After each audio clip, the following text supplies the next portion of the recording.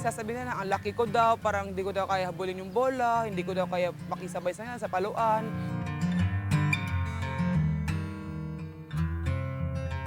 Feel ko na parang gusto kong volleyball. Nung nag-intrams po kami, parang gusto kong mag-volleyball. Tapos hindi ko naisip na mag-varsity ako sa volleyball.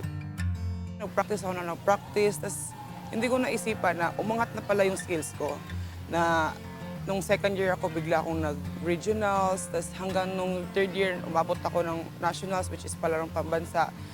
Nung nag-second year ako, hindi ako na-line up, so which is ang sobrang sakit kasi alam mo yung ginagawa mo yung best mo, pero dahil sa sobrang laki ko kasi yung mga doubts ng mga tao na di ko talaga kaya, ganito, ganyan. While sila nagdalaro ng U-Up, ako nag-workout ako, parang ginagawa ko yung best ko para sa next season. Malay-line up ako at so that I can prove them wrong na kaya ko din, na kaya ko din sumabay sa kanila.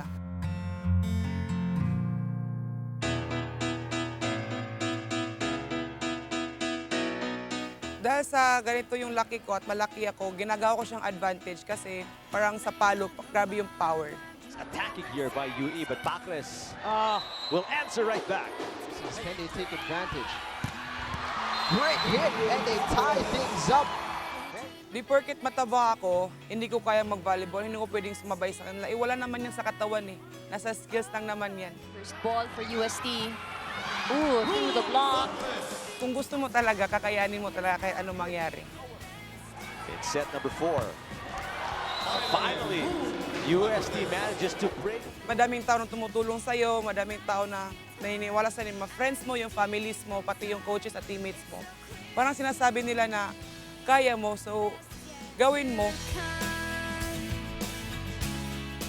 So sa mga tao po siya na nagsasabi sa akin na hindi ko kaya. Parang salamat po sa inyo dahil sa inyo, lumalakas po ako at nata-challenge po ako lalo. I'm supposed to be, 'cause I believe, yes, I believe the best is yet to come.